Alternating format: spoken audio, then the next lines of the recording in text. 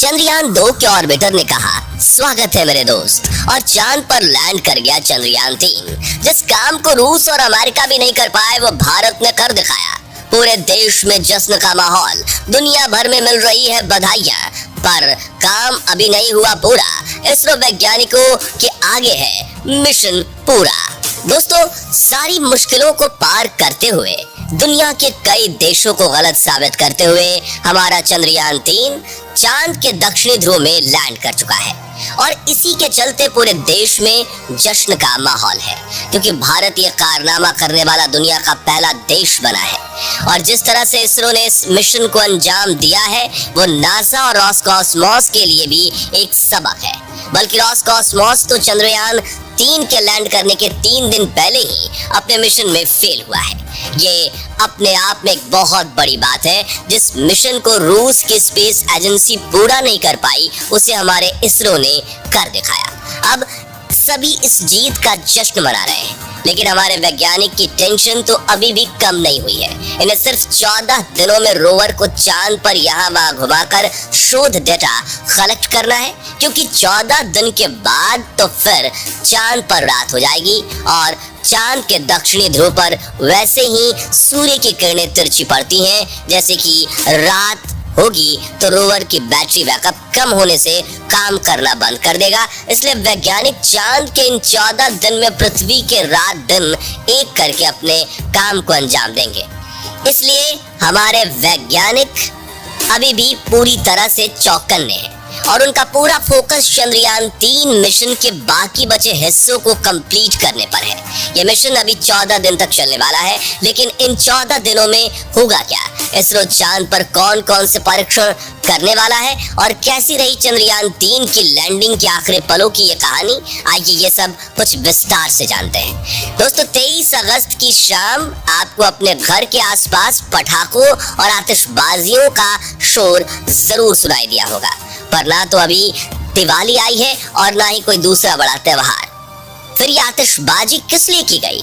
असल में ये शोर चंद्रयान 3 की कामयाबी का था। करोड़ों लोग इसकी लैंडिंग को शाम से ही लाइव देख रहे थे और जैसे ही हमारे विक्रम लैंडर ने चांद की सतह पर सॉफ्ट लैंड किया, लोग खुशी के मारे चिल्लाने लगे और हर तरफ आतिशबाजी शुरू हो गई, क्योंकि सबको मालूम है कि ये मिशन हमारे लिए कितना ज्यादा महत्वपूर्ण है। इसरो वैज्ञानिकों ने हमसे जो वादा किया था उसको पूरा करके दिखाया। बहुत सारे देश जो भारत से जलते हैं और जिन्होंने चंद्रयान 2 के फेलियर पर हमारा मजाक बनाया था, उन सब की बोलती बंद हो गई है। चंद्रयान 3 की सफलता उन सभी देशों के मुंह पर एक करारा तमाचा है जो भारत की क्षमता पर शक करते हैं। आज दुनिया भर के बड़े बड़े एडवांस देश जैसे रूस, अमेरिका और यूके वगैरह हमें इस मिशन की सफलता पर बधाई दे रहे हैं। वाकई हमारे वैज्ञानिकों ने दुनिया के सामने भारत का सर ऊंचा कर दिया है और इस सफलता का पूरा श्रेय सिर्फ उन्हीं को दिया जाना चाहिए। जहां हम सभी लोग पूरी तरह इस बड़ी जीत के नशे में चूर हैं, वहीं हमारे वैज्ञानिकों ने अपना फोकस मिशन से जरा भी नहीं हटाया है, क्योंकि उन्हें मालूम है कि काम अभी पूरा नहीं हुआ है। तो अब आगे वैज्ञानिक इस मिशन में और क्या क्या रिसर्च करने वाले हैं और उनकी ये खोज हमारे किस तरह काम आएगी, ये जानने से पहले चलिए इस लैंडिंग के कुछ आखिरी लम्हों के बारे में आपको बताते हैं, ताकि जो लोग इसकी लैंडिंग लाइव नहीं देख पाए वो भी उस पल का हिस्सा बन सके। दोस्तों, हमारे चंद्रयान 3 का विक्रम लैंडर 17 अगस्त के दिन अपने प्रपल्शन मॉड्यूल से अलग हुआ था और सही मायनों में देखें तो इसी सेपरेशन के साथ उल्टी गिनती लैंडिंग की चालू हो गई थी। दरअसल इसके बाद विक्रम लैंडर को बहुत तेजी से चांद की सतह की तरफ नीचे लाया गया, जिसके चलते 3 दिन के अंदर यानी 20 अगस्त को सतह से इसकी दूरी सिर्फ 25 किलोमीटर रह गई। यहाँ से विक्रम लैंडर को इसकी लैंडिंग साइट की तरफ लूनर ग्रेविटी की मदद से फ्री फॉल कराया गया। इस दौरान ये हमें चांद के अलग अलग एंगल से ली गई तस्वीरें और फोटोज भी भेजता रहा, जिन्हें आप इस समय अपनी स्क्रीन पर देख रहे हैं। और यही वो पल था जब चंद्रयान 2 के ऑर्बिट ने इसके साथ कनेक्शन बनाकर इसको वेलकम बडी का मैसेज किया, जिसका मतलब होता है स्वागत है मेरे दोस्त। विक्रम लैंडर ने चांद के बेहद करीब जाकर इसके जो फोटो और वीडियोस कैप्चर किए, उन्हें देखकर हम लोगों को तो बहुत खुशी हुई, लेकिन वैज्ञानिकों की नजर में ये तस्वीरें चिंता को बढ़ाने वाली थी। दरअसल इन तस्वीरों को देखकर यह एहसास हुआ कि वाकई चांद के इस हिस्से में काफी सारे गड्ढे हैं और ये हर जगह हद से ज्यादा उबड़ खाबड़ है। इसको देखकर एक पल के लिए हमारे वैज्ञानिक भी चिंता में पड़ गए थे कि विक्रम लैंडर इतनी खराब जगह में कैसे लैंड कर पाएगा, लेकिन फिर भी वैज्ञानिकों ने खुद पर भरोसा रखा और प्लान के अनुसार लैंडर को आगे बढ़ाते रहे। आखिरकार वो पल आ गया जब विक्रम लैंडर चांद की सतह पर उतरने के बिल्कुल करीब था। लैंडिंग का समय शाम 6:04 रखा गया, लेकिन इसकी लाइव स्ट्रीमिंग करीब 45 मिनट पहले शाम 5:20 पे ही शुरू हो गई थी।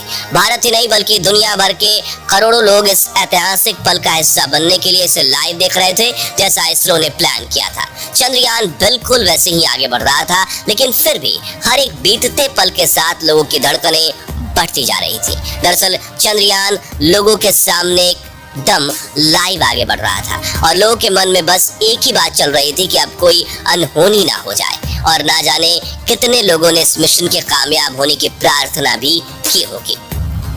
तकरीबन 40 मिनट लाइव स्ट्रीम होने के बाद आखिरकार वो पल आया जब चंद्रयान 3 ने चांद के दक्षिणी ध्रुव की जमीन को टच किया और इसरो के सफल सॉफ्ट लैंडिंग होने की अनाउंसमेंट सुनते ही पूरा देश खुशी से झूम उठा। सालों की मेहनत, करोड़ों अरबों के कैलकुलेशंस, वैज्ञानिकों की ना जाने कितनी स्लीपलेस नाइट्स, वो सब कुछ वसूल हो गई। भारत चांद पर लैंड करने के मामले में अमेरिका, रूस और चीन के बाद दुनिया का चौथा देश और आज चांद के दक्षिणी ध्रुव में लैंड करने वाला पहला देश बन चुका है। और शायद आपको ये एहसास ना हो, लेकिन ये एक बहुत बहुत बड़ा कीर्तिमान है। हमारे इस मिशन के दौरान ही रूस ने अपना लूना 25 मिशन लॉन्च करके चांद के इस इलाके में हमसे पहले उतरने की कोशिश की थी, लेकिन रूस के लैंडर को मुंह की खानी पड़ी और लैंड करने से 2 दिन पहले ही ये चांद पर औंधे मुंह क्रैश हो गया।